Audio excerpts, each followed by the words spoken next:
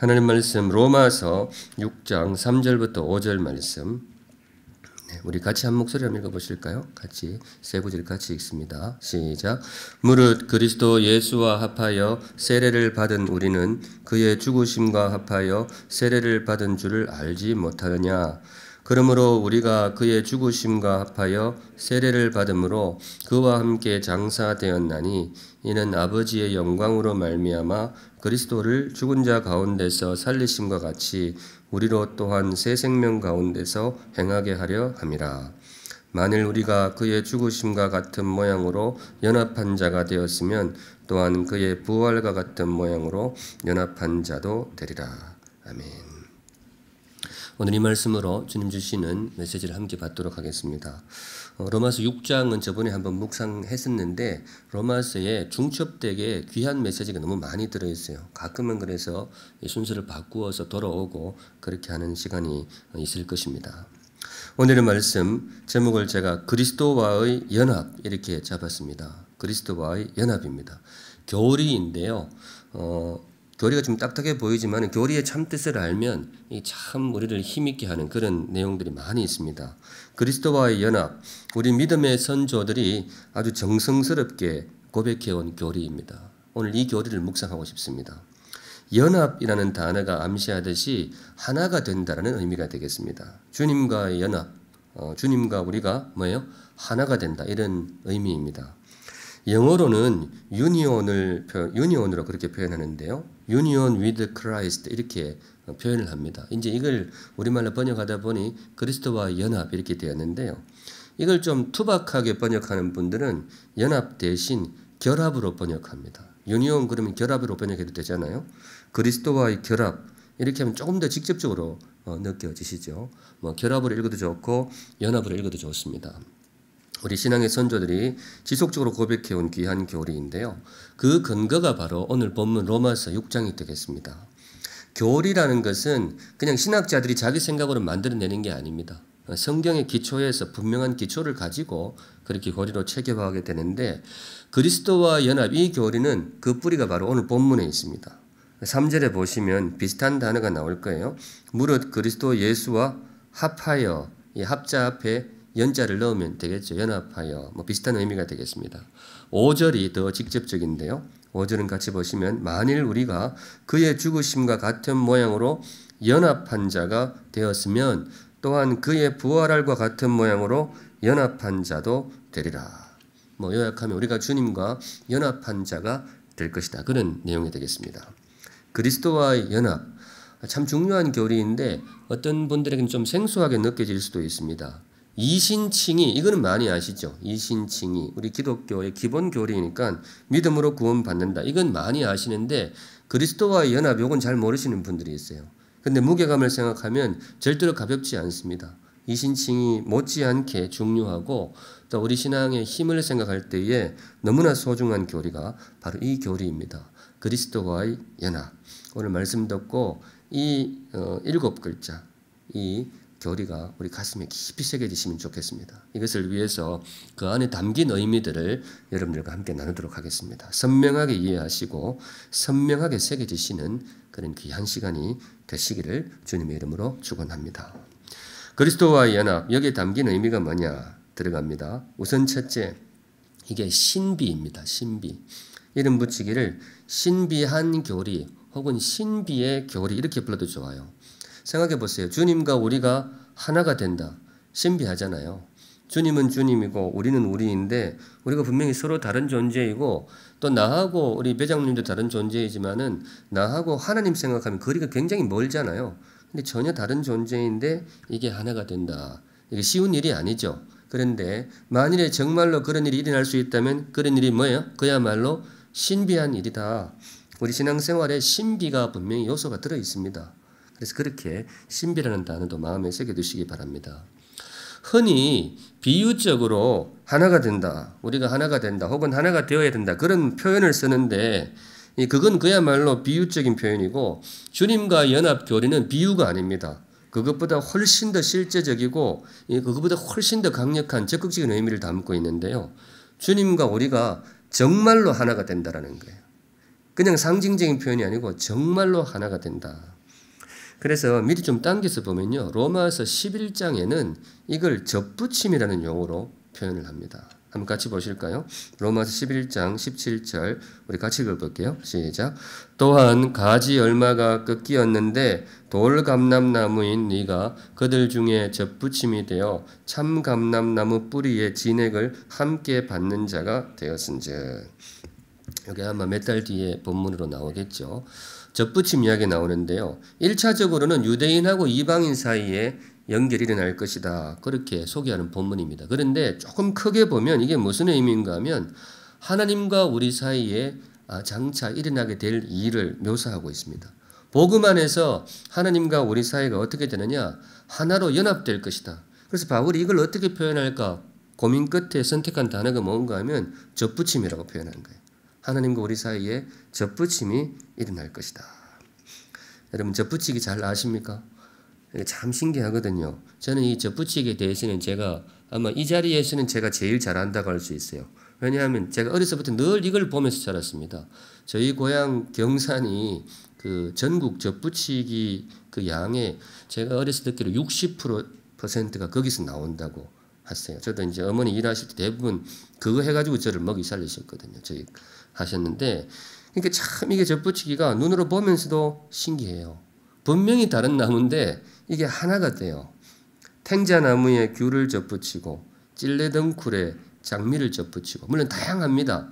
뭐 관리를 편하게 하기 위해서 복숭아 같은 경우, 사과 같은 경우에 키가 잘 안 자라는 종류에다가 맛이 좋은 당도 높은 거를 위에 접붙여요. 그러면 키는 잘 안 자라면서 따기는 편한데 당도 높은 그런 게 나오고, 하여튼 접붙이기 굉장히 신기해요. 찔레 뿌리로 양분이 들어왔는데 그게 장미 줄기로 흐르는 거예요.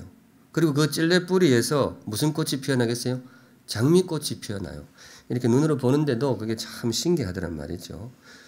그런데 성경이 말하기를 주님과 우리 사이가 그렇게 된다는 거예요. 주님께 우리가 접붙임을 받아가지고 우리 안에서 주님의 모양이 드러나게 된다. 주님과 우리가 한 몸이 된다. 그런 내용입니다. 이게 제가 상상으로, 목사가 조금 오버해서 상상으로 하는 내용이 아니고 성경이 그렇게 가르칩니다. 그 교리의 중심, 그 단어가 뭐냐 하면 그리스도와의 뭐라고요? 연합이 되게 됩니다. 사랑하는 샘물 성도 여러분, 저와 여러분에게 그런 신비한 일이 일어나게 될 것입니다. 주님과 우리가 뭐예요? 하나가 되는 그런 귀한 일들이 우리에게 일어나게 될 것입니다. 제가 설교 준비하면서 아바타 영화가 떠올랐어요. 이거 오해하시면 안 되는데 좋은 예라고 싶어서, 이 아바타 영화 1000만 영화라니까 보신 분들이 많으시겠죠. 아마 이 자리에도 보신 분들이 많을 거예요. 거기 영화에 보면 이 비슷한 장면이 나와요. 연합 혹은 결합에 해당하는 장면이 나오는데, 아바타 영화에서는 교감이라고 부르더라고요. 교감. 사람과 말이 하나가 돼요. 교감을 통해서. 혹시 영화 보신 거 기억나세요? 이게 배경이 지구가 아니고 우주를 배경으로 해가지고 거기 상상 속에 우주인이 나오는데, 그 우주인들의 특징은 뭔가 하면 이 꽁지 머리가 길게 나와 있어요. 우리 예전에 댕기 머리 하듯이 이렇게 쭉 길게 나와 있더라고요. 남자고 여자고 다 나와 있습니다. 그런데 그 동네는 우주인만 아니고 그 짐승들도 다 그런 게 있어요. 말에도 보니까 꽁지머리 비슷하게 갈기에서 이런 긴 촉수가 나와 있는데, 말을 탈 때 어떻게 하는가 하면 그 우주인이 그 자기 꽁지머리하고 말에서 나온 그거를 이렇게 붙이면 어떻게 표현할지 모르겠는데 전기같이 이렇게 쭉 연결이 돼서 하나로 연결이 되는 거예요. 제가 제대로 표현한 건지 모르겠지만 영화 보신 분들은 제가 무슨 장면을 이야기하고 있는지 아실 겁니다. 그래가지고 이제 말을 타는데 아주 신비한 일이 벌어져요. 주인공이 말을 타고 달리는데 고삐도 필요 없고 채찍도 필요 없어요. 뭐 두들길 필요가 없어요. 그냥 머리로 상상만 하면 됩니다. 왼쪽으로 가고 싶으면 왼쪽으로 달려야지. 그러면 뭐예요? 말이 그쪽으로 달려가는 거예요. 이제 오른쪽으로 달려야지. 그러면 말이 뭐예요? 자동으로 그런 쪽으로 달리는 거예요. 지금 저 사람이 무슨 얘기하나 하는 표정 같은데 영화 보신 분들은 아시고 끝나면 물어보세요. 그게 왜 그러는가 하면 말한테 가자 이렇게 말을 안 해요. 생각만 하면 그대로 말이 그렇게 해요. 이유가 뭐겠어요? 한 몸이 된 거예요. 그 영화에서는 교감을 통해서. 제가 설교 준비하다가 바울 당시에 만일에 아바타 영화가 개봉을 했더라면 이 바울이 로마서 쓸 때 그 예를 들지 않았을까 싶어요. 그 예가 참 적당한 것 같아요. 주님과 우리가 한 몸이 된다. 성도 여러분, 제가 과장하는 게 아닙니다. 엉뚱한 교리 가져온 게 아니고요. 성경이 우리에게 가르치는 신비한 교리를 제가 소개하고 있습니다. 주님과 우리 사이에 하나됨이 일어나게 될 것입니다. 그게 바로 그리스도와의 연합. 기대하셔도 좋겠습니다. 한 걸음 나아가세요. 그리스도와의 연합. 이 교리에 담긴 의미가 뭐냐? 두 번째는 영광입니다. 영광. 영광의 교리. 제가 그렇게 부르는데요. 주님과 하나가 된다라는 거잖아요. 이게 참 생각하면 신비하기도 하지만 또 생각하면 뭐예요? 굉장히 영광스럽죠. 인간 대통령하고 악수만 해도 뭐 그거 사진 내고 우쭐한데 이 대통령이 아니고 지극히 존귀하고 지극히 거룩하신 창조주 하나님입니다. 그런데 그분하고 악수를 하는 게 아니고 뭐예요? 하나가 된다라는 거예요. 하나가 된다. 굉장히 영광스럽잖아요. 그 귀하신 분과 내가 하나가 된다. 이름을 붙이자면 감히 상상할 수도 없는 영광이다. 그렇게 이름 붙일 수가 있겠습니다. 감히 우리가 넘볼 수 없는 그런 영광이죠. 그런데 성경이 그렇게 가르칩니다. 주님과 우리가 하나가 될 것이다. 근데 제가 감히 상상할 수도 없는 영광이다 그렇게 이야기를 했는데 실제로 이스라엘 백성들은 유대인들은 이걸 상상을 못해요. 상상을 안 합니다. 하나님과 사람이 하나가 된다고 말도 안 되는 소리, 이 무례한 소리, 심지어 그분들은 신성모독이라고 간주를 합니다. 그런 걸 생각하는 것만으로도 신성모독이다. 그건 있을 수가 없는 일이다 이거죠. 하나님하고 우리가 어떻게 하나가 되느냐. 이 우스갯소리로 이 오르지 못할 나무는 뭐예요? 예전에 속담은 그렇잖아요. 쳐다보지도 말라 그러는데 젊은 사람들은 말을 재밌게 만드니까 오르지 못할 나무라면 뭐예요? 쳐다라도 보자 이렇게 이야기를 하거든요. 쳐다라도 보고 그렇게 하자 그러는데 근데 여기에 적용하면 유대인들의 생각은 뭔가 하면 그게 나무일 때는 쳐다보는 거는 뭐 어떻게 하겠냐 뭐 쳐다라도 보지만은 이게 상대가 나무가 아니고 존귀하고 거룩하신 하나님일 때는 쳐다보는 것만으로도 뭐예요? 그게 신성모독이 될 수 있다. 사실 제가 나중에 기회가 되면 한번 풀겠습니다만은 유대인들이 예수님을 죽인 이유가 여기에 있어요. 사람 모양을 하고 와가지고 하나님하고 하나다 그러니까 그분들 신앙으로는 예수님을 그냥 둘 수가 없었어요. 사실은. 출애굽기 19장에 이스라엘 백성 유대인들이 하나님을 경험한 장면이 나오는데요. 이걸 보면 그분들의 마음이 조금 이해가 돼요. 출애굽기 19장 18절에 보시면 뭇 백성이 우레와 번개와 나팔 소리와 산의 연기를 본지라 그들이 볼 때에 떨며 멀리 서서 이게 시내산에서 하나님 만나는 장면이거든요. 19절은 같이 읽습니다. 시작. 모세에게 이르되 당신이 우리에게 말씀하소서 우리가 들으리이다. 하나님이 우리에게 말씀하시지 말게 하소서 우리가 죽을까 하나이다. 이제 출애굽해가지고 시내산에 도착을 했는데 거기서 이제 하나님과 언약을 맺고 하나님을 소위 경험을 하게 됩니다. 근데 경험을 하고 보니 하나님이 어떤 분인가 하면 너무 두려운 거예요. 음성만 들어도 그분이 너무 두려운 거예요. 도무지 그분 앞에 서 있을 수가 없어요. 그래서 모세한테 부탁을 합니다. 모세는 좀 자기들하고 다른 것 같거든요. 그래서 모세 양반 하나님이 우리한테 직접 이야기 좀 못하게 당신이 좀 막아주시오. 대신 그냥 모세 당신이 하나님께 가가지고 그 이야기 듣고 우리한테 와서 전달해 주면 되지 않냐고 그렇게 좀 해주시오. 이렇게 부탁을 합니다. 왜 그렇게 부탁을 하는가 하면요. 하나님의 음성을 계속 듣다가는 다 죽을 것 같은 거예요. 우레, 번개, 하나님이 그런 음성이 들리는 거예요. 그래서 이스라엘 백성이 하나님과의 첫 만남에서 깊이 깨달은 게 있습니다. 아, 이분은 우리가 가까이 할 수 있는 분이 아니구나. 근처에 가는 것만도 우리가 도무지 감당을 할 수 없는 분이구나. 이스라엘 백성은 그걸 가슴에 깊이 새기게 됩니다. 두려움이죠. 하나님을 향한 거룩한 두려움이 가슴 깊이 새겨지게 됩니다. 아, 하나님은 우리 같은 인간이 절대로 가까이 할 수도 없고 가까이 해서도 안 되는 분이구나. 성도 여러분, 이거 성경적으로 맞는 말일까요? 틀린 말일까요? 하나님 우리가 가까이 할 수도 없고 가까이 해서도 안 되는 분이다. 맞는 말일까요? 틀린 말일까요? 일단 맞는 말이에요. 정말 맞는 말이에요. 하나님이 정말로 그런 분이거든요. 우리는 비천한 인간이고 하나님은 지극히 거룩하신 하나님. 정말 두려운 분이거든요. 제가 몇 차례 말씀을 드렸지만은 저는 우리 시대에 우리 그리스도인들이 꼭 회복해야 할 신앙이 있다면 사랑도 좋고 믿음도 좋은데 제일 기본은 두려움이라고 믿습니다. 하나님을 향한 거룩한 두려움. 이걸 정말로 회복해야 된다고 생각해요. 하나님 두려운 줄 알아야 돼요. 가끔은 우리 신앙에서 하나님이 너무 친근해요. 하나님이 너무 만만해요. 사실은 정말로 두려운 분인데 오늘 설교 주제와는 조금 방향이 다른 것 같지만은 사실은 오늘 우리가 묵상하고 있는 이 그리스도와의 연합 이게 제대로 의미를 가지려면 먼저 이게 전제가 돼요. 전제가 돼야 합니다. 하나님의 뭐예요? 두려움. 절대로 가까이 할 수 없는 우리가 감히 가까이 할 수 없는 하나님이라는 걸 분명히 알아야 이게 얼마나 큰 영광인지를 알 수가 있어요. 하나님 두려워할 줄 아는 그런 신앙이 되면 좋겠습니다. 그런데 오늘 주시는 말씀이 뭐냐? 그 두려운 하나님과 우리가 어떻게 해요? 하나가 된다는 거예요. 그 가까이 할 수 없는 하나님과 우리가 하나가 된다. 접붙임을 받고 한 몸이 된다는 겁니다. 예수를 믿는다는 것은 행복한 것이기도 하지만은 행복이라는 단어 가지고는 좀 약한 것 같아요. 정말 큰 영광을 기대하는 겁니다.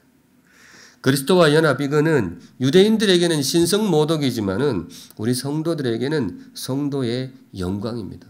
이 유대인들에게는 그리스도와 연합 이 교례가 신성모독으로 다가와요. 도무지 있을 수 없는 일을 이야기하는 거예요. 그런데 우리에게는 그 있을 수 없는 일이 주의 은혜로 일어나는 거예요. 그래서 그리스도와 연합은 유대인들에게는 신성모독이지만은 우리 성도에게는 뭐예요? 성도의 영광입니다. 이 영광스럽게 그리스도와 연합이라는 교리를 마음에 새겨두시기 바랍니다. 물론 그냥 되는 건 아니고 대가가 필요하겠죠. 무슨 대가로 그런 은혜가 주어질까요? 주님의 십자가입니다. 그런 의미에서 그리스도와의 연합 이렇게 되어 있는데요. 그리스도와의 연합 대신에 그리스도를 통한 연합이라고 읽어도 좋아요. 주님의 은혜를 통해서 우리가 주님과 하나가 됩니다. 그런 의미에서 이걸 은혜의 교리라고 부를 수도 있지만은 오늘은 영광에 집중하고 싶습니다. 영광의 교리다. 성도님 좀 영광이 느껴지십니까? 그리스도와의 연합, 주님과 우리가 하나가 된다. 그런데 여기서 끝이 아닙니다. 성경이 가르치는 성도의 영광은 단지 그리스도와 연합에 머물지 않습니다. 하나가 더 있는데요. 이거 일러드리면 유대인들뿐만 아니라 여러분들도 갸우뚱할 수 있어요. 혹시 우리 목사가 이단 아니야? 그 소리 나올 수도 있어요. 뭐 그래도 이건 참 정통 신앙이기 때문에 제가 소개를 합니다. 신격화입니다. 신격화. 신격화. 지금 그대로 나와 있죠. 신격화. 우리 선조들이 믿음의 선조들이 정말 마음을 담아 고백했던 교리 중에 이게 있어요. 신격화. 영어로는 deification이라고 그러고요. 헬라어로는 선데로 theosis. 오늘 제가 아는 말 다 씁니다. 이 신격화. 내용은 뭔가 하면 우리가 누구처럼 될 것이다? 하나님처럼 될 것이다. 하나님이 신이시니까 우리도 신처럼 될 것이다. 신이 될 것이다. 그 교리가 바로 신격화입니다. 성도들 오해하지 마세요. 이거 이단 사상이 아니고 정통 신앙입니다. 이거 공산주의 사상이 아니고요. 믿음의 고백입니다. 신학책에 나와요. 교리서에 나오는 그런 우리 믿음의 선조들이 고백한 겁니다. 신격화. 언어가 굉장히 과하죠. 그 뿌리가 어디서 나왔을까요? 그게 바로 오늘 본문이에요. 오늘 말씀입니다. 그리스도와의 연합. 비천한 우리가 존귀한 하나님과 하나가 되는 거죠. 그리스도를 통해서 하나님과 하나가 되는 이 연합 교리인데 이걸 도대체 인간의 언어로 어떻게 표현할 수 있을까? 사실 이게 인간의 언어로 표현하기가 참 버거워요. 이게 덩치가 너무 커요. 비천한 하나님, 참 우리가 하나님과 한 몸이 된다는 거잖아요. 고민 끝에 나온 단어가 뭔가 하면 신격화예요. 사실 좀 무리가 있어 보이죠. 좀 언어가 너무 넘친다. 그런데 제가 생각해 보면 이거 불가피한 선택이었다는 생각이 들어요. 일어나는 일, 성경이 가르치는 일을 그 영광스러운 일을 생각하면 사실 이 언어가 아니면 담아내기가 조금 버거워요. 하나님과 우리가 하나가 될 것이다. 성도 여러분 조심스럽지만 그래서 이 단어도 마음에 새겨두세요. 하나님이 우리에게 주실 귀한 은혜 가운데에 그리스도와 연합도 있는데 심지어 뭐가 있어요? 신격화가 있습니다. 신격화. 물론 이걸 교만의 그릇에 받으면 안 됩니다. 나도 하나님처럼 될 것이다. 그러니까 하나님하고 맞먹어야지. 이러면 안 돼요. 그런 마음에 담기면 이게 타락의 단초가 됩니다. 창세기에 사탄이 아담을 유혹할 때 바로 그렇게 유혹했거든요. 너 저것 따먹으면 너도 하나님처럼 될 것이다. 그런 교만이 바로 타락의 시작이었습니다. 사실은 그래서 많은 분들이 이 용어를 부담스러워해요. 교회에서 신격화를 가르치는 것을 좀 부담스러워합니다. 오해할 수 있으니까. 근데 제 생각은 구덕이 무서워서 장을 안 담그면 안 되잖아요. 성도들이 잘 설명하면서 가르쳐야 되는데, 그래서 제가 오늘 이걸 들고 온 거예요. 신격화. 이걸 그런데 대신에 교만의 그릇에 담으면 안 되고요. 겸손과 감사의 그릇에 담아야 됩니다. 주님이 나에게 주실 은혜가 우리의 언어에 담기 버거울 정도로 큰 은혜를 예비하고 계시구나. 그런 마음으로 담으시면 돼요. 근데 생각하면 그렇게 무리한 게 아닌 것이, 자녀가 아버지를 닮듯이, 그게 당연하잖아요. 자녀가 아버지를 닮아야 되는데 우리는 누구의 자녀? 하나님의 자녀잖아요. 그러니까 하나님의 성품이 우리에게로 흘러 들어오게 되는 것이죠. 그래서 성경이 그런 표현을 씁니다. 너희가 하나님의 신성에 참여하게 될 것이다. 기대하셔도 좋겠습니다. 그리스도와 연합, 영광의 교회라고 했는데요. 여기에는 정말로 조금 버거운 신격화의 그런 영광마저 스며 있습니다. 마음에 소중히 간직해 두시기 바랍니다. 계속해서 그리스도와 연합, 그 의미가 무엇이냐? 세 번째 의미는요. 첫 번째는 제가 신비라 그랬고요. 두 번째 의미는 영광이라 그랬고요. 세 번째는 뭔가 하면 이게 구원의 교리입니다.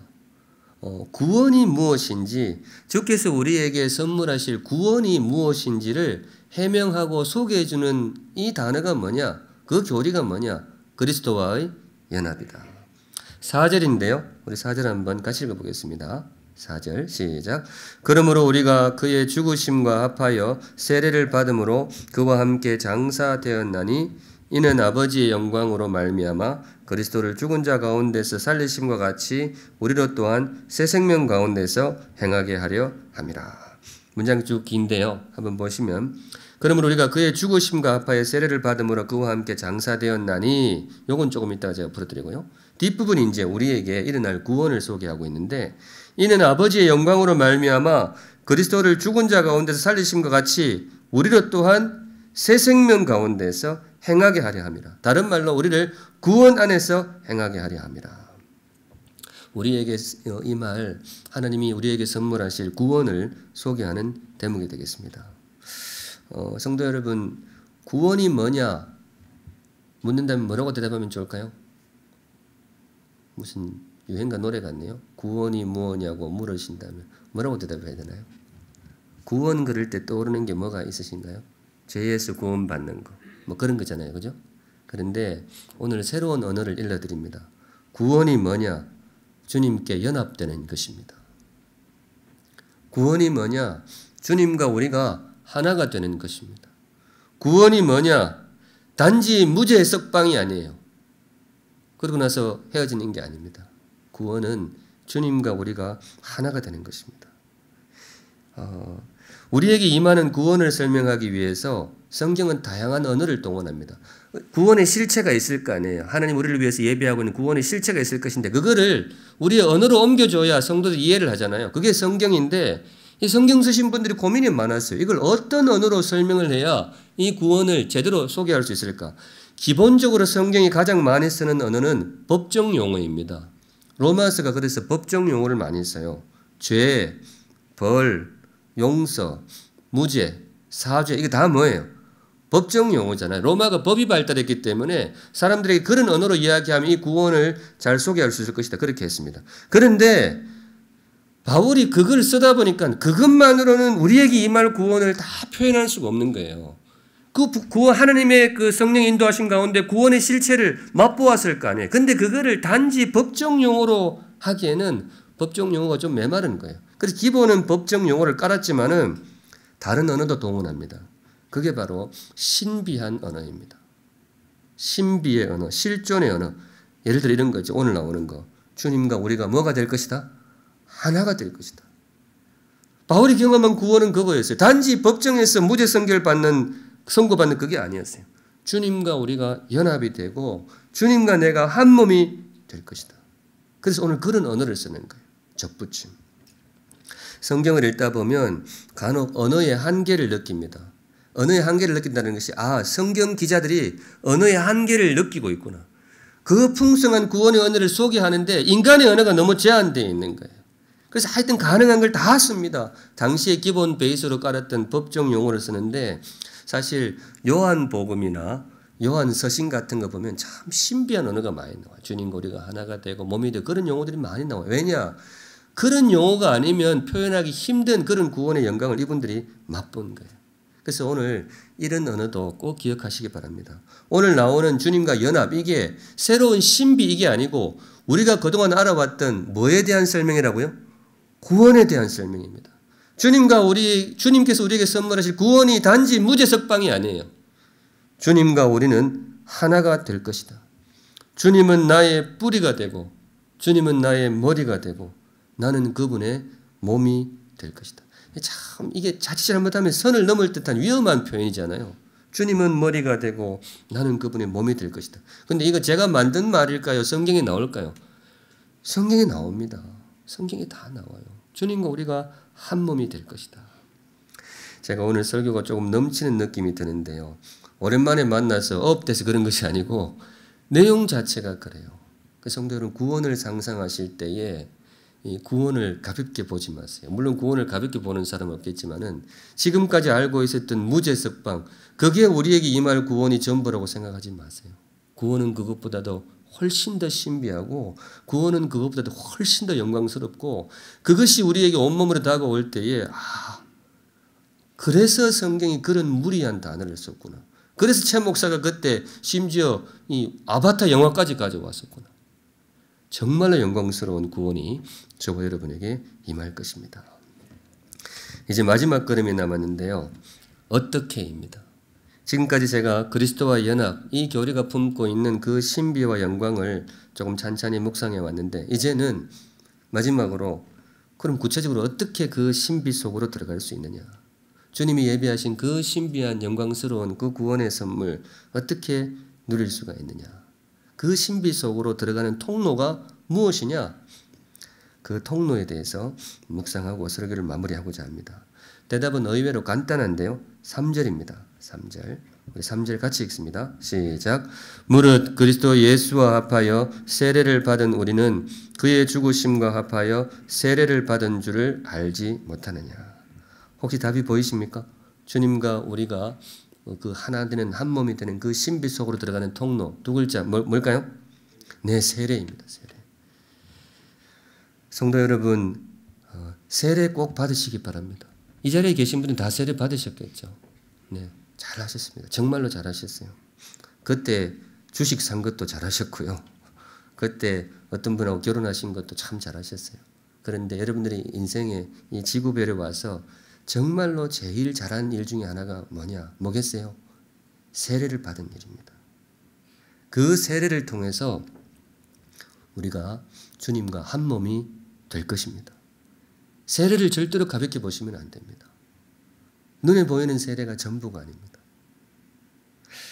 세례를 통해서 주님과 연합이 됩니다. 오늘 말씀드리면서 끝부분에서 다소 좀 싱겁다고 생각하시는 분이 있어요. 앞에는 거창한 말 다 써놓고는 연합, 또 접붙임. 오늘 제가 제 입에서 나간 단어 중에 제일 무리한 단어가 뭐였을까요? 신격화죠. 신격화, 그런까지 다 온갖 기이한 언어를 다 동원해 놓고 결론이 뭐예요? 세례받자. 좀 싱겁지 않으세요? 없지 않아 좀 싱거운 면이 있습니다. 그런데 그게 성경의 가르침이고 사실은 그래서 신비입니다. 믿음이 신비예요.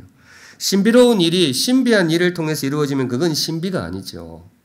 신비로운 일이 신비한 일을 통해서 이루어지면 그거는 신비가 아니잖아요. 그런데 너무나 신비한 일인데 너무나 평범한 일을 통해서 이루어진다면 그걸 뭐라고 부르겠어요?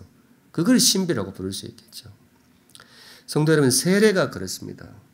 겉보기에는 너무나 평범해 보여요. 겉보기엔 그냥 목사가 물 몇 방울 떨어뜨리는 그 평범한 일이에요.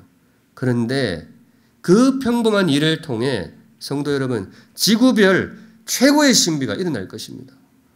그 세례를 통해서 우리가 지금까지 격하게 묵상했던 하나님과 한 몸이 되고 그분의 영광 속에 들어가고 심지어 그분과 같은 신격화가 되고 그 모든 참 말로 옮기기도 힘든 영광스러운 신비가 무엇을 통해서 이루어지느냐? 세례를 통해서 이루어질 것입니다. 그 겉보기에 별거 아닌 것 같은 물 몇 방울. 그 물 몇 방울을 통해서 이 영광스러운 신비가 임하게 될 것입니다. 다른 말로 이게 뭐냐? 고백입니다. 고백. 세례는 고백의 증표이거든요. 내가 주님을 나의 주로 모십니다. 그 고백의 증표로 세례를 받는데 그 고백이 주님과의 연합으로 들어가는 통로가 될 것입니다. 그러니까 이 자리에 다 세례를 받으셨겠지만은 혹시 세례를 안 받으신 분 꼭 세례를 받으세요. 그 믿음으로 받으시기 바랍니다. 나니아 연대기라고 제가 참 좋아하는 동화책인데 이 영화로도 나왔으니까 보신 분들이 있을 겁니다. 이 성경에서 많이 따와서 만든 동화라고 하는데 나니아 연대기라는 동화에 보면 옷장이 하나 나옵니다. 옷장. 애들 노는 옷장인데 뭐 겉보기에는 평범한 옷장입니다. 좀 덩치가 커요. 큰 장롱 같은 옷장인데 두꺼운 겨울옷을 많이 걸려있고 개구장이들이 덩치가 크다 보니까 이거 숨바꼭질 할 때 그 안에 숨고 하는 그런 옷장이에요. 그 동화책을 보니까 이 서양에서는 굉장히 평범한 옷장인가 봅니다. 그런 옷장들이 집집마다 과거에는 많이 있었나 봐요. 그런데 알고 보니 그 옷장이 보통 옷장이 아니었어요. 겉보기에는 그냥 평범한 나무로 된 옷장이었는데 새로운 세계로 들어가는 통로였습니다. 그 동화 속에 나오는 나니아라고 하는 이상세계로 들어가는 통로가 바로 그 옷장이었어요. 앞에 열 대는 그냥 옷장인데 뒤로 그걸로 들어가는 거예요. 그 옷장. 제가 그 동화책 읽으면서 참 동화가 표현을 잘했다. 성도 여러분, 그 동화 속에 그 옷장이 상징하는 게 도대체 뭘까요? 그 옷장이 상징하는 게 뭘까요? 저는 그래 믿습니다. 저문이에요, 저문. 저기 교회 문 열고 들어오잖아요. 그 앞으로 옷장이라 써놔야 되겠어요. 저게 옷장문이에요. 들어올 때 평범한 건물로 들어왔어요. 그런데 그 들어올 때는 평범한 옷장인데 들어와 보니까 뭐예요? 하나님과 하나가 되는 통로라는 겁니다. 들어오실 때마다 그 믿음으로 열고 들어오시면 좋겠어요. 그 옷장이 뭐냐? 세례의 옷장이고 그 옷장이 고백의 옷장이고 또 그 옷장이 지금 이것 때문에 못해서 너무 안타까운데 성찬의 옷장이고요. 그게 예배의 옷장입니다. 성찬, 세례, 그리고 지금 우리가 드리고 있는 예배, 이거를 합해서 뭐라고 부르는가 하면 고백적 행위라고 부릅니다. 고백적 행위. 우리가 고백을 품고 들어오는 거거든요. 사실 이게 아무 생각 없이 들어오면 진짜 아무것도 아니에요. 똑같은 예배에 들어온다고 똑같은 예배를 누리는 건 아니거든요. 아무 생각 없이 들어오면 그냥 평범한 옷장이에요. 그냥 사람 행사이고 교회 행사입니다. 그런데 고백으로 참여하면, 진실한 고백으로 참여하면 새로운 세계로 들어가는 신비한 옷장이 될 것입니다. 연합의 옷장이 되고 한몸됨의 옷장이 되고 심지어 신격화의 옷장이 될 것입니다. 그런 의미에서 사랑하는 샘물 성도 여러분, 뭐 그러는 분이 없으시겠지만은 세례를 절대로 가볍게 보지 마세요. 세례를 절대로 가볍게 보지 마시고 예배를 절대로 가볍게 보지 마세요. 이 예배를 통해서, 이 세례를 통해서 우리가 지금까지 묵상한 그 가슴 벅찬 모든 영광들이 우리에게로 임하게 될 것입니다. 주님과 한 몸이 되고 주님과의 그 신격화의 그 신비로 들어가는 그 통로가 뭐냐? 다름 아닌 저 문이고요. 우리가 뿌리는 그 세례수이고 그 고백이 되겠습니다. 이 높아심의 말씀을 드리는데요. 여러분, 그 왜 이단들 중에 그런 거 있죠. 성적으로 여자분들을 유린하고 그런 분들 있잖아요. 그 사람들이 꼭 하는 말이 뭔가 하면 나는 하나님이니까 니하고 내하고 한 몸이 되어야 된다. 이게 이단들이 어디서 왔는가 하면 옛날 고대에 저급한 이 우상 종교에서 나온 전통이에요. 고대 신전에는요, 창녀들이 있었어요. 그 창녀들 누군가 하면 사제들이 창녀였습니다. 그 사람들도 그런 개념은 있는 거예요. 종교라는 것이 하나님과 한 몸이 되어야 되고 신과 한 몸이 되어야 되는데 자기들 생각에 한 몸이 되기 제일 가까운 게 그런 거였다는 거죠. 그런데 성도 여러분 꼭 기억하실 것이 우리가 믿는 하나님은 음란한 분이 아닙니다. 정결한 하나님이십니다. 그리고 그런 음란한 방법을 사용하지 않으세요. 주님과의 연합은 저급한 주술이 아니고 신비입니다. 신비. 정결한 신비를 통해서 우리가 주님과 한 몸이 됩니다. 그런데 자꾸 사람들이 그런 넘어가는 것은 이 신비를 이해를 못해서 그래요. 그런 일을 통해서 이루어지는 것이 아닙니다. 고백을 통해서, 진실한 고백을 통해서, 그리고 그 고백을 담은 고백적인 행위를 통해서, 세례를 통해서, 성찬을 통해서, 예배를 통해서 우리가 주님과의 신비한 연합으로 들어가게 될 것입니다. 오늘 말씀 정리합니다. 오늘의 말씀은 그리스도와의 연합, 조금 어려운 내용이었는데요. 잘 전달되었는지 모르겠습니다. 잘 전달이 되었습니까? 네, 잘 전달되었으면 너무 감사하고, 그리스도와의 연합, 성경이 우리에게 약속하는 선물 가운데에 가장 영광스러운 선물이라고 저는 그렇게 믿습니다.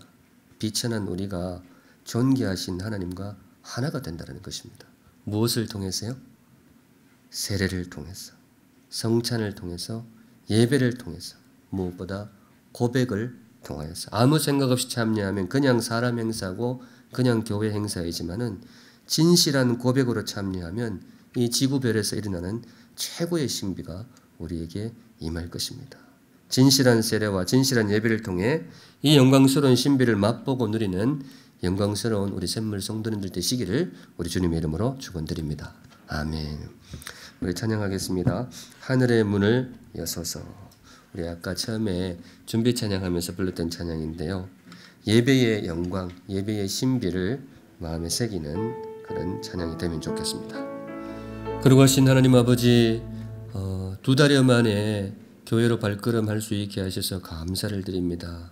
사실은 우리 앉아있는 성도들 보니 연로하신 분들도 계신데 예배를 사모하는 마음 때문에 두려움을 묻어두고 나오신 분들도 많이 있습니다. 주님, 눈동자와 같이 건강 지켜주시고 우리 샘물의 예배를 돌보아 주시옵소서. 정말로 머지않은 시기에 온 성도들이 서로 옆에 바로 옆자리에 앉아서 몸을 부대끼면서 예배도 드리고 식사도 할 수 있는 그런 날을 속히 허락하여 주시옵소서. 그때까지 지혜와 인내를 주시고 정말 이 나라에서 앞장서시는 분들에게도 겸손과 지혜 주시어서 잘 극복하고 나라도 평상을 되찾을 수 있도록 인도해 주시옵소서. 이 시간 성도들 귀한 헌물 올려드립니다. 주님 기쁘게 받아주시고 특별히 건자의 생업에 어려움을 겪는 분들이 많이 있습니다. 모든 분들이 그러하지만 특별히 우리 샘물 성도들 생업을 주께서 보호하여 주시옵소서. 감사의 헌물, 고백의 헌물, 간구의 헌물 주님 세밀하게 살펴보시고 우리 성도들 가장 복되고 선한 길로 인도하여 주시옵소서. 지금은 우리 구주 예수 그리스도의 은혜와 하나님 아버지의 그 크신 사랑과 지금도 우리와 함께 하시는 성령 하나님의 임재하심이 이 자리에 모인 모든 주의 백성들 머리 위에 이제로부터 영원까지 항상 함께 계실지어다. 아멘.